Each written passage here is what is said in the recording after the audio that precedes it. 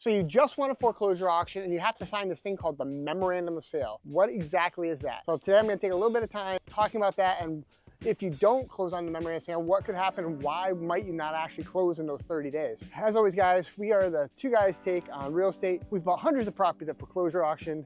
We made so many mistakes, and we show you our mistakes so you don't have to make the same ones. Grab a paper and pen because you're going to want to take some notes. If you haven't gotten to an auction yet, this could be some good, useful information when you do go to your first auction and win it, hopefully. So let's get to it. So a memorandum of sale essentially is the same thing as a purchase and sale. What exactly is that? Now, every state might be a little different. So I'm going to specifically talk about, Massachusetts, Connecticut, and Connecticut's a little different, like again, because that's a judicial state.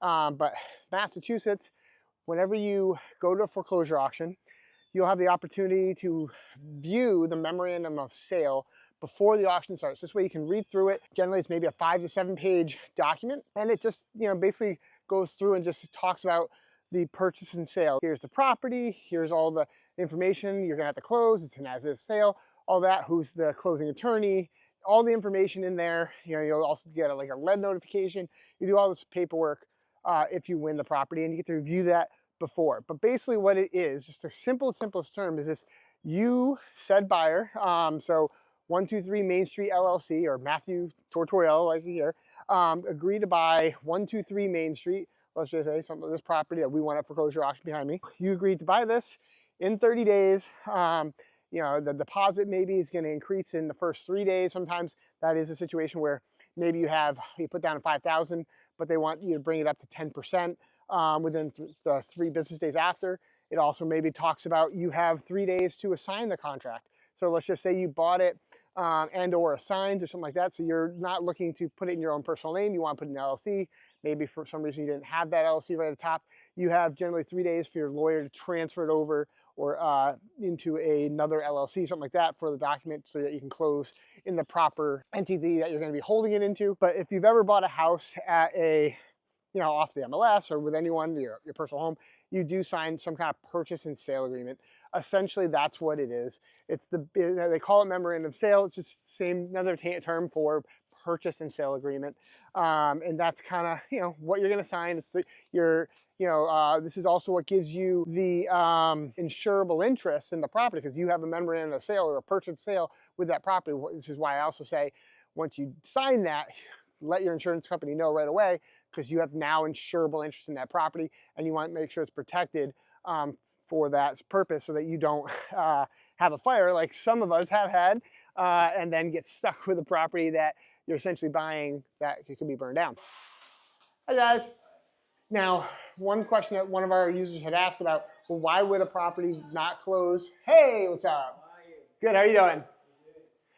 Why would you not close in 30 days? There could be a multitude of things and reasons why you might not close in 30 days. If you already know that you have to have the money, and that's what I'm saying, often you have to have the whole cash amount in 30 days. Some states you have to have it at the auction. Like I said, this is specifically, I'm talking about Mass and Connecticut more than necessarily Texas or New York or some other states where the nuances might be a little different. So you're gonna wanna know those nuances and understand them. So I'm gonna kind of, in broad terms, talk about them so you understand, but they're going to apply a little differently in every state.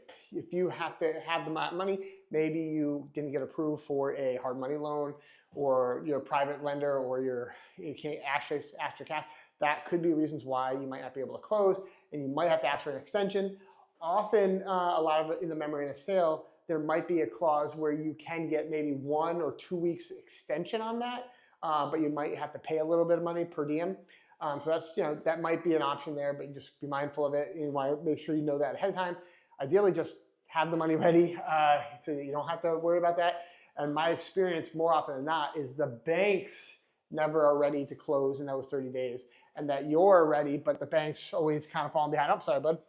I'll get you out of your way. All right. So that's kind of really, more what I see happen often, is that you're ready, bank's not ready. But another reason why you might not be able to close, now specifically if it's in Massachusetts in those 30 days, because Connecticut you won't have that because it's judicial state, so you're not going to have a title issue.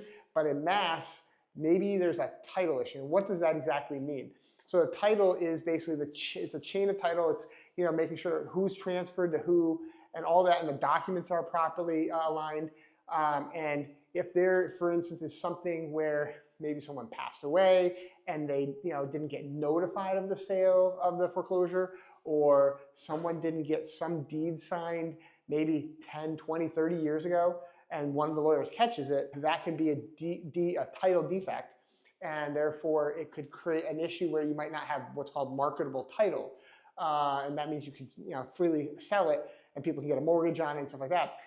So you're going to want to make sure you have your lawyer or your title company, depending on the state you're in, obviously run a title and make sure it's a good, clean title.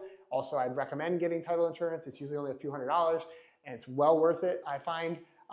It's just basically an insurance policy that if you don't have clean title and they find it out later when you go to sell it or something like that, you can get whatever you insure it for, that money covered for you and back. But these things can come up at the foreclosure. So we have it often, very rarely I'd say, it's actually we close in 30 days on these properties that we went in mass specifically, because maybe the banks slow down, they just don't get their paperwork in time. I mean, they're running and doing a lot more properties than us. We're buying maybe 4 or 5 of them at one time. They're possibly doing hundreds and hundreds of properties, and these law offices just get inundated and they're not ready to close on it. That happens more often than not. But we also see a lot of title issues, especially back when some of these are older mortgages, and maybe they went through the GFC, and there was a lot of foreclosures back then that were rushed and weren't maybe done the proper way. And so not all the paperwork is filed or signed off properly. And so then we're basically working on with our lawyer and their lawyer to clean it up.